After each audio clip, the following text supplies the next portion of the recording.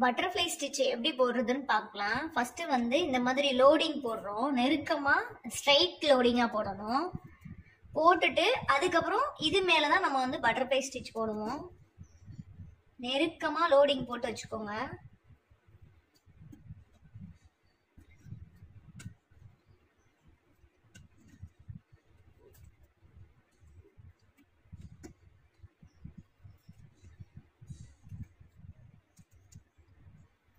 பக்கத்துலேயே ஒட்டி ஒட்டி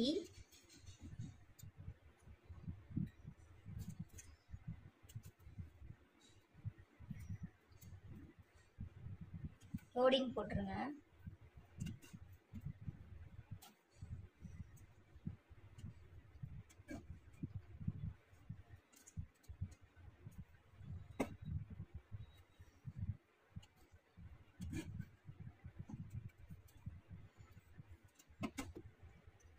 இப்போ நம்ம லோடிங் எல்லாமே ஃபினிஷ் பண்ணியாச்சு. எப்படி போடுறேன்றத பாருங்க. லோடிங் போட்டுட்டு ஃபர்ஸ்ட் ஸ்டார்ட் பண்ணும்போதே இந்த சைடு கொஞ்சம் தள்ளி தான் குத்தணும். அதே த்ரெட்டு தான் எடுத்திருக்கேன், அதே கலர் த்ரெட்டு, நரம்பு எதுவும் கிடையாது. இப்படி தள்ளிட்டு குத்தி எடுக்கணும். எடுத்துட்டு கொஞ்சமா அப்படி த்ரெட் எடுத்துட்டு இப்படி இழுக்கணும். அப்படி இழுக்க போறதுக்கு முன்னாடி நம்ம ஒரு பீடு போட்டோம்னா அழகா இருக்கும். நம்ம ஒரு பீடு போட்டுட்டு இப்படி இழுத்துட்டு திரும்பவும் குத்தணும். குத்திட்டு செயின் மாதிரி தான் இது, கொஞ்சம் தள்ளணும். தள்ளிட்டு திரும்பவும் குத்தணும். குத்திட்டு இப்படி இப்படி இழுத்து குத்தணும். இழுத்து ஒரு செயின் போடணும் நடுவுல. அதுக்கு முன்னாடி பீடு போட்டுட்டு இப்படி இழுத்துட்டு ஒட்டி தான் குத்தி ஒரு லாக் எடுக்கணும். எடுத்தீங்கன்னா செயின் மாதிரி வந்துடும். திரும்ப எடுத்தோன்னா இப்படி போயிடக்கூடாது, கொஞ்சம் தள்ளணும்.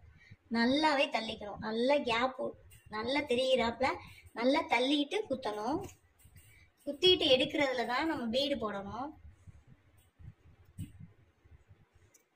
பீடு போட்டுட்டு இப்படி நல்லா இழுத்து குத்தணும். இதுல இழுக்கிறதா ஃபினிஷிங்க. இழுத்து ஒட்டி வச்சு குத்தணும்.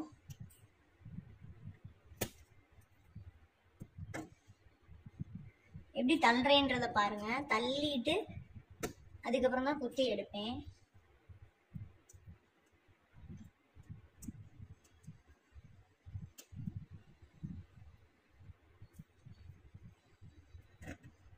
திரும்பவும் தள்ளிட்டு குத்துறேன்.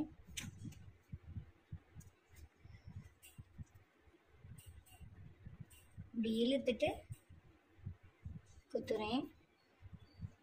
திரும்பவும் நல்லா தள்ளிட்டு குத்தி எடுத்துட்டு இப்படி இழுத்துட்டு குத்திட்டு இங்கே நாட் போட்டுறணும். அவ்வளோதான், பட்டர்ஃப்ளை ஸ்டிச் வந்து ஃபினிஷ் பண்ணியாச்சு.